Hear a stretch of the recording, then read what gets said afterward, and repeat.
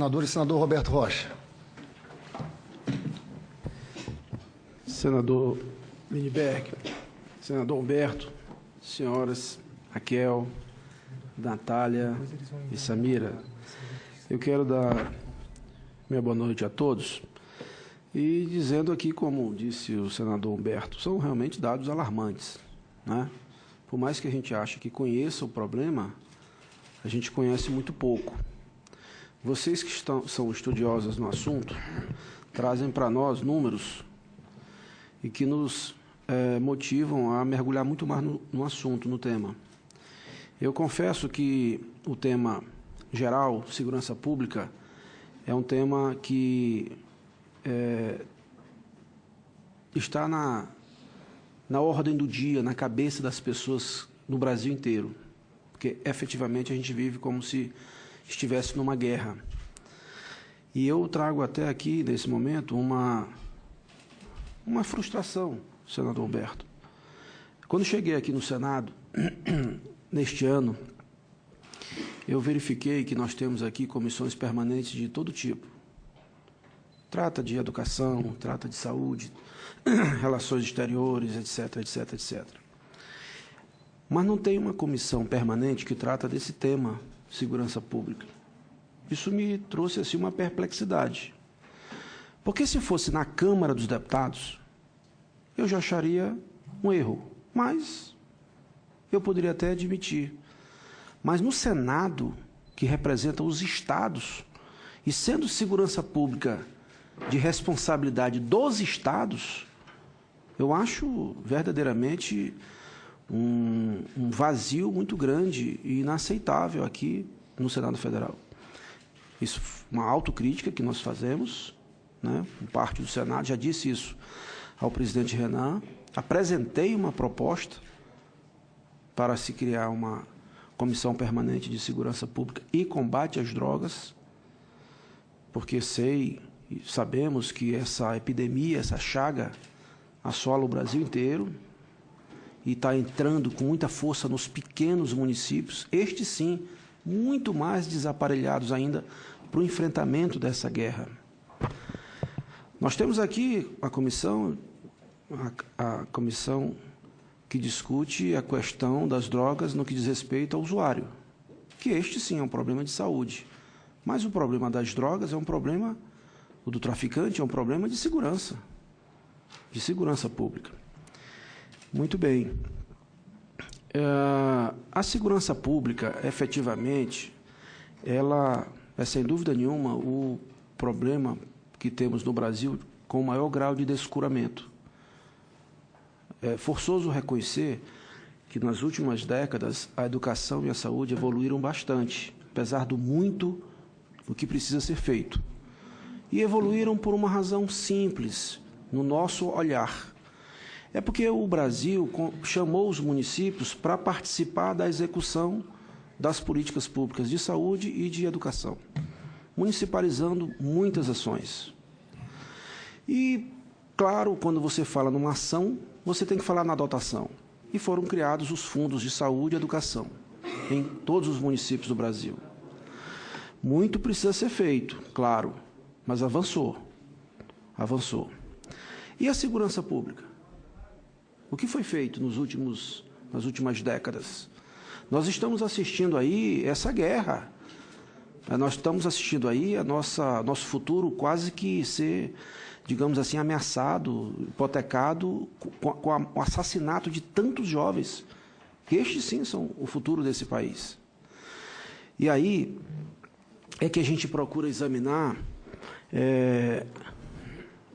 que na segurança pública, foi dito aqui pela doutora Samira, eu observei bem, que quanto mais você aumenta o cerco policial, mais você pressiona o sistema prisional. Isso aconteceu em Recife, Pernambuco, com o governador Eduardo Campos. Ele fez lá o Pacto pela Vida, melhorou muito o sistema policial, mas em Recife, e dá o testemunho o senador Humberto, que é pernambucano, o sistema prisional do Pernambuco hoje é um colapso. Colapsou. Porque não houve uma... Eu vou dar um número básico para vocês. Olha, o Brasil tem aí 500 e tanto, uma população carcerária de um pouco mais de 500 mil de detentos. Destes, o Maranhão tem 6.200. É quase nada. É a menor taxa de encarceramento do Brasil. São Paulo tem 220 mil. Minas, 60 e poucos mil. O Maranhão tem 6.200. Ao mesmo tempo, o Maranhão tem a menor relação polícia-cidadão do Brasil. Somos 7 milhões, temos aí em torno de 7 mil policiais, quase 1 para 1.000. Brasília tem 1 para 250 aproximadamente. É a melhor relação, o Maranhão é a pior. Observe bem, o Maranhão tem a pior relação polícia-cidadão do Brasil, com 217 municípios, e tem 6.200 presos. Se o Maranhão tivesse um sistema policial muito melhor, imagina só a cidade do Rio, capital do estado do senador Lindbergh, tem uma guarda municipal com quase o dobro do efetivo policial militar do Maranhão. Então, se o Maranhão tivesse uma força policial razoável, quantos presos nós não teríamos? Se com 6.200 presos, nós temos hoje a maior sensação de insegurança em todos os tempos. Por causa de quê? Por causa do sistema policial? Não, esse sempre foi muito ruim. Por causa do sistema prisional. Então, não existe segurança sem um adequado sistema prisional. Essa é a nossa compreensão. E o pior de tudo, sabe, é que a gente precisa discutir muito, senador Lindbergh, é que o problema que é muito ruim, ele tem uma tendência a se tornar pior. Disse aqui a Raquel que o dado mais alarmante é o mais recente. Porque se o problema é o sistema prisional, um problema sério no sistema de segurança, quando você vai fazer um presídio numa cidade, a população se reúne em protesto contra o governo. O povo não quer que construa sistema penitenciário nos municípios, porque tem a sensação de que vai ser vizinho do bandido. Ora, alguém já viu um deputado ou senador fazer uma emenda para construir um presídio? Entende? O problema é que não está nem na agenda política. Esse aqui é o maior de todos os problemas. E aí, nós compreendemos que a gente só pode falar de redução da maioridade penal quando a gente tiver um local adequado para botar esses menores. Porque a gente só vai agravar ainda mais o problema. O Brasil nunca enfrentou isso, como deve ser enfrentado. E aqui, nessa CPI, a gente discute a questão do assassinato de jovens. Veja bem, o Brasil não tem que prender mais, o Brasil tem que prender melhor. O Brasil, por exemplo, não prende os homicidas. Menos de 10%, 6% dos crimes são elucidados. E aí, então, quem está preso aí pelo Brasil afora? Então tem que prender melhor, não é prender mais. E aí, nós enfrentamos, senador Lindbergh, um problema bem objetivo naquilo que diz respeito à municipalização do sistema de segurança. É que a segurança, diferente da educação e da saúde, ela é executada tanto pelo executivo quanto pelo judiciário. A educação e a saúde é só pelo executivo. E não existe juiz municipal. Não existe juiz municipal. Então, a gente tem que, de cara, separar o tamanho dos municípios. A Constituição atual não faz isso. Todos são iguais. Os municípios só podem fazer guarda municipal e cuidado do patrimônio público, não da integridade física das pessoas. Então, está aí um problema. As cidades não podem fazer quase nada. Os estados estão, quase todos os estados brasileiros só podem fazer investimentos se for com dinheiro de empréstimo. E o dinheiro concentrado na mão da União, que também hoje enfrenta muitas dificuldades. Eu creio que a gente tem muito trabalho pela frente nesta comissão. Eu cheguei um pouco atrasado, que eu vim do Maranhão, é muito longe. Vim direto do aeroporto para cá. Mas, em boa hora, o Senado resolveu trazer esse debate. E eu acho que ele será também interessante na medida em que ele for aos estados. A comissão for aos estados. Como vai a Pernambuco, vai ao Rio, naturalmente, a Bahia, vai também a São Luís do Maranhão. Eu tenho até aqui, presidente, um requerimento que eu quero dar entrada, que é exatamente solicitando a presença desta comissão, em data a ser agendada, numa audiência em São Luís. São Luís é uma cidade, até 10 anos atrás, muito pacata, mas que nos últimos 10 anos foi, no Brasil, infelizmente, a que mais cresceu no assassinato de jovens. Porque era pouquinho.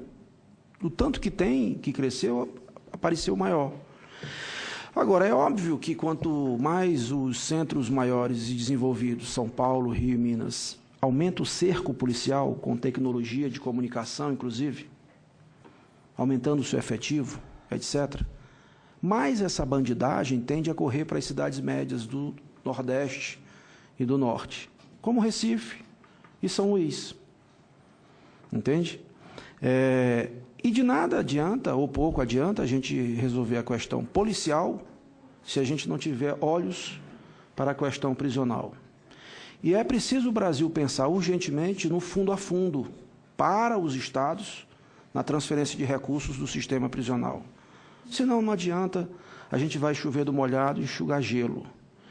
Eu trago aqui apenas essa reflexão, nessa minha primeira participação nesta comissão, cumprimentando vocês três pela bela apresentação e propor, presidente, que a gente encontre uma forma no Prodazem, aqui nos meios de comunicação do Senado, para levar esse debate para mais adiante. Isso não pode ficar preso apenas entre quatro paredes, apesar de saber que estamos aqui ao vivo na TV Senado.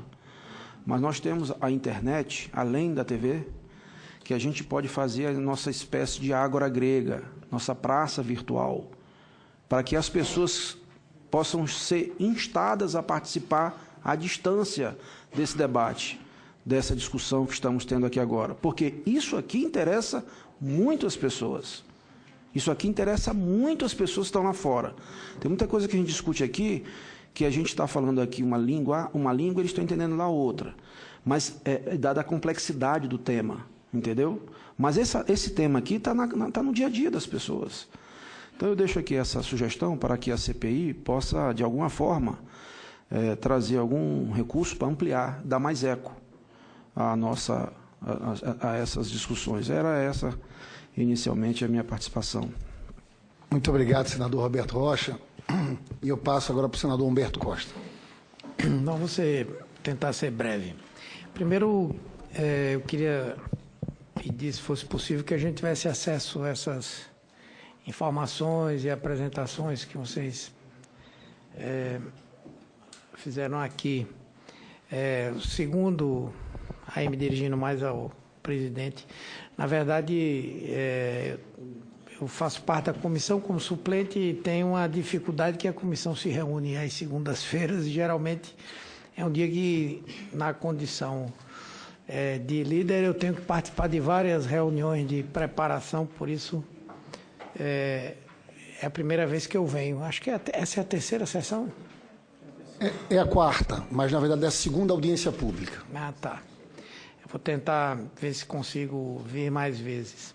A gente achou, senador Humberto, que os horários de terça-feira e quarta-feira, aquele imprensado, não adianta. Esse horário acaba sendo melhor. Combinamos com não. o presidente do Senado, Renan Calheiros, a transmissão sempre da TV Senado. Plenamente. Mas vou fazer um esforço porque eu vejo, acima de tudo, a oportunidade do debate, né? O que nós estamos vendo hoje no Brasil é, digamos assim, uma verdadeira onda conservadora que constrói um certo senso comum, onde se ignora exatamente coisas como essas que estão colocadas, não é?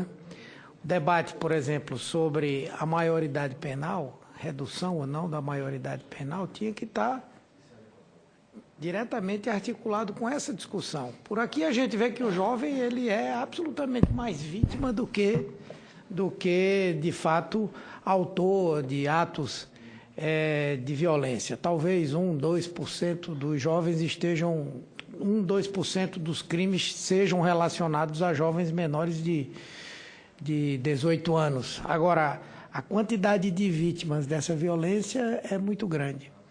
Como, não sei se vocês aprofundaram na temática, na justificativa de por que isso, deve haver uma relação muito próxima com a questão da droga, do tráfico de drogas, né? O que consome e não paga e que aí passa a ser vítima do traficante, guerra de gangues, essa coisa toda. E nós no Brasil não conseguimos discutir de uma maneira séria se o problema da descriminalização efetivamente não podia ser uma alternativa para enfrentar essa questão da violência, né?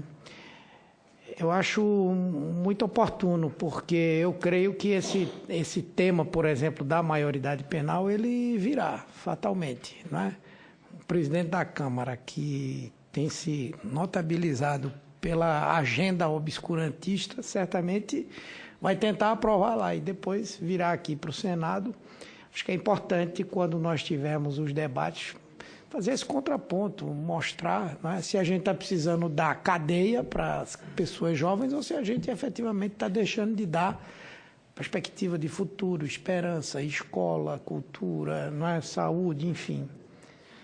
Era isso que eu queria colocar. E fiquei muito, assim, impressionado com essa questão do Estado, até por essa razão, de que em Pernambuco, de fato, tivemos uma redução de homicídios e tal. Agora já houve, desde o ano passado, um recrudescimento, enfim, mas nessa questão da morte de jovens é uma coisa até meio contraditória, né?